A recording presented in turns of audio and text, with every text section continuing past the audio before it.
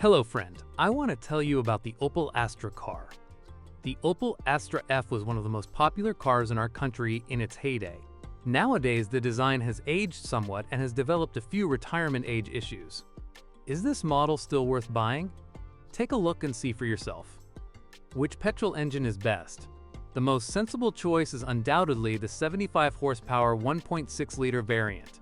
While its performance isn't mind-blowing, the Opel Astra F with this engine isn't as sluggish as its less powerful counterparts and has similar fuel economy. When choosing a powertrain, however, we must consider that the reliability of gasoline engines is generally very similar. Their accessories are the most problematic. During operation, special attention should be paid to timing belt replacement frequency. While the manufacturer recommends replacing the timing belt every 120,000 kilometers in facelifted cars, in reality, we should invest in a replacement belt after approximately 50,000 kilometers. What else breaks down? Primarily the alternator, thermostat, ignition coil, and EGR valve. Due to the advanced age of the car, the V-belt and all associated accessories also frequently require replacement. Diesel enthusiasts will be disappointed, as the Opel Astra F offers only 2 diesel engines but in 3 versions. Unfortunately, both the naturally aspirated and turbocharged versions lack either dynamics or exceptional durability. The most reliable engine, however, is the most powerful one from Isuzu. Starting problems most often indicate that the cylinder walls and cylinders themselves are in disastrous condition. Such problems are common in GM engines. The only solution to this problem is a complete overhaul, which, in the case of such an old car, is not very cost-effective. Both petrol and diesel engines are prone to head gasket failure. Those who don't want to shift gears are stuck with a 4-speed automatic, while those who prefer to wiggle the gear shift will likely opt for a 5-speed manual.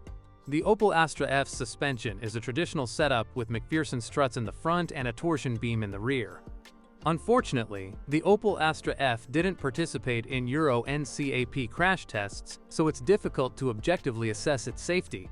The weakest point of our car, however, is its very poor corrosion protection. Fenders, sills, wheel arches, and the rear trunk lid are the areas most susceptible to rust.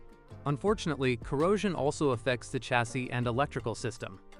Before deciding on a specific car, be sure to check the operation of all its onboard devices. If one of them is not functioning properly, it may be the result of a damaged installation.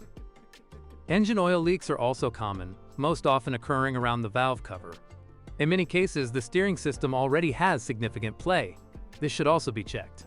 The suspension is quite durable, with only the stabilizer links and front control arm bushings requiring replacement. Unfortunately, this won't be a good option for demanding customers. Why? Primarily due to the very high frequency of breakdowns and poor handling. The car's suspension is quite stiff, which doesn't guarantee better traction.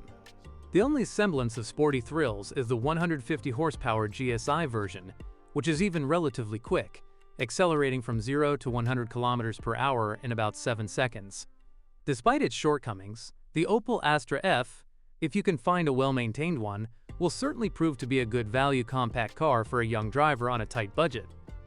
Thanks for listening. Don't forget to subscribe and rate my video. If you know of any issues with this car that I haven't mentioned, be sure to share them in the comments.